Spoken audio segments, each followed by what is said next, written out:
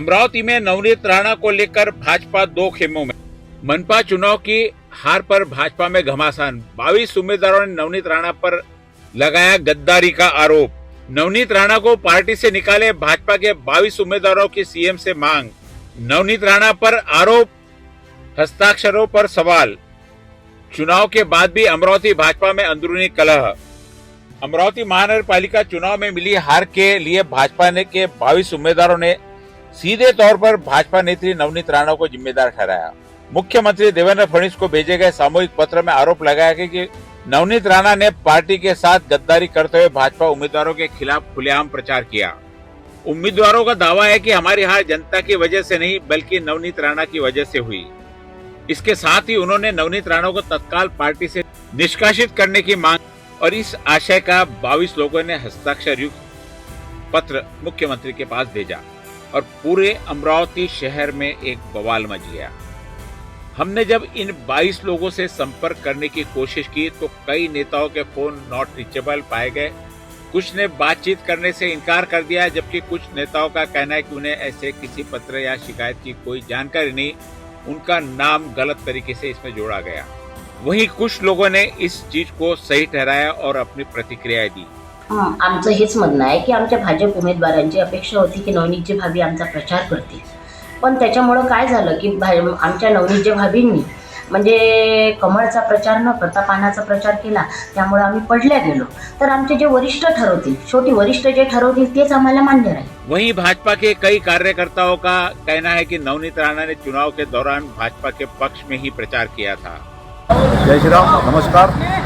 मी सचिनंदा डाके, प्रभाग क्रमांक 11 या भागातून मी माझी उमेदवारी मागितली होती। भारतीय जनता पार्टीमध्ये आम्ही सदैव काम करीत होतो, काम करीत आहो आणि काम करीत राहणार। भारतीय जनता पार्टीची नेत्या माननीय सौ नवनीतताई राणा यांनी भारतीय जनता पार्टीसाठी अहोरात्र मेहनत करून भारतीय जनता पार्टीला जे 25 उमेदवार निवडून आणून दिले त्याबद्दल आम्ही खरंच त्यांचे कौतुक करतो। माननीय सौ नवनीत राणा यांच्या विरोधात जे काही आक्षेप आलेले आहे हे सर्व चुकीचे आहे, त्यासाठी मी पूर्णपणे खंडन करतो। नमस्कार, मी बादल कुलकर्णी, अमरावती लोकसभेच्या माजी खासदार आणि भाजप नेत्या माननीय सौ नवनीतजी राणा ह्या आमच्या प्रचार कार्यालयाच्या बूथच्या उद्घाटनाला आल्या होत्या आणि त्या आल्यानंतर त्यांनी आम्हा 4ही उमेदवारांचा जोरदार त्या ठिकाणी प्रचार केला। नमस्कार, मी ॲडव्होकेट अपर्णा अमोल ठाकरे, भारतीय जनता पार्टीची अधिकृत उमेदवार म्हणून प्रभाग क्रमांक 18 मधून निवडणूक लढवली। काल आम्हाला बरेच जणांचे फोन आले की प्रसार माध्यमातून नवनीतजी राणा आपल्या नेत्या त्यांच्या विरोधात काही आक्षेपार्थ मुख्यमंत्र्यांना पत्र लिहिलं गेलं, ते सपशेल खोटं आहे, त्यात माझं नाव घेण्यात आलं। मी असा कुठलाही आक्षेप घेतला नाही किंवा कुठे सही नाही केली नाही। ही न्यूज सपशेल खोटी आहे। माझा कुठलाही असा विरोध नाहीये। नवनीतजी राणा ह्या आमच्या नेत्या आहेत आणि आमच्या नेत्या राहतील। या पत्राचे मी खंडन करते आणि हे सपशेल खोटं आहे। गणेशराव तानवेस, नुकत्याच अमरावती महापालिका निवडणुकीमध्ये प्रभाग क्रमांक 2 मधून आलेला भारतीय जनता पार्टीचा उमेदवार आहो। माझ्या प्रचाराच्या दरम्यान आमच्या प्रचार कार्यालयाच्या उद्घाटनाच्या वेळेस श्रीमती स्वातीताई निस्ताने, रुंगारे आणि दादा कुलकर्णी आमच्या प्रचार कार्यालयात आपल्या अमरावतीच्या लोकप्रिय खासदार यांच्या मार्गदर्शनामुळे आणि मनोबल वाढवणाऱ्या भाषणामुळे आम्ही सर्वजण निवडून आलो। आम्हाला भरघोस मते मिळाली। मी आशिष गोविंदराव अतकरे।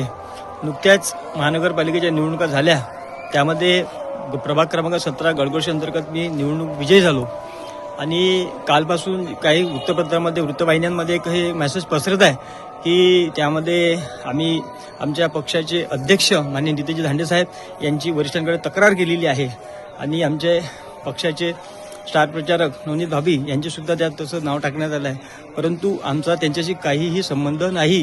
त्या कागदावर असलेल्या सहीशी आणि त्यांच्याशी आमचा कोणताही संबंध नाही। मी त्याच्यावर कोणतीही सही केलेली नाही। इस पूरे घटनाक्रम के बाद अमरावती महानगर पालिका में भाजपा 2 गुटों में बटी हुई नजर आई। एक गुट संगठन में नवीनीकरण और बदलाव के पक्ष में, जबकि दूसरा गुट नवनीत राणा के खिलाफ खुलकर सामने आया है।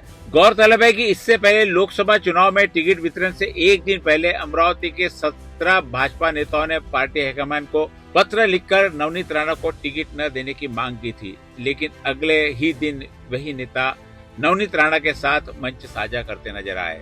अब सभी की नजर भाजपा हाईकमान के फैसले पर टिकी है।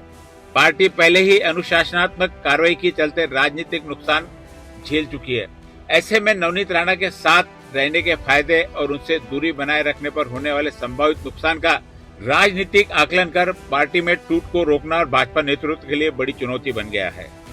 कुछ ही समय में महापौर के चुनाव होने वाले हैं। भाजपा के पास पूरा बहुमत नहीं है। यदि उन्हें सत्ता में आना है तो युवा स्वाभिमान को या युवा स्वाभिमान छोड़कर अन्य पार्टियों का साथ लेना होगा।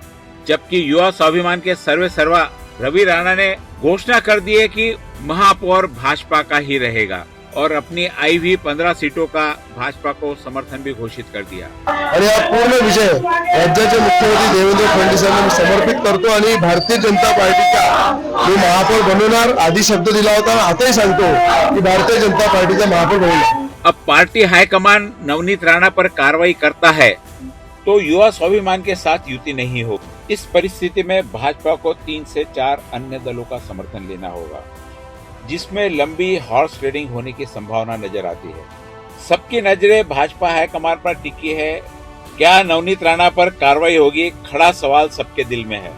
इस प्रकरण के बारे में जब हमारे प्रतिनिधि ने एक पत्रकार परिषद के दौरान अमरावती के पालक मंत्री चंद्रशेखर बावनकुळे से पूछा तो उन्होंने कहा कि ऐसा पत्र आया हुआ है और प्रभावित उम्मीदवार क्यों हुए इसका एक टीम भेजकर विश्लेषण किया जाएगा। बावनकुळे साहेब, अमरावती महापालिकेची निवडणूक झाली आणि भाजप कार्यकर्त्यांचा अनुभव आहे की मित्र पक्षातील काही लोकांनी आणि भाजपमध्ये काही नेत्यांनी विरोधात काम केलं, नाराजी आहे नवनीत राणा यांच्या विरोधात।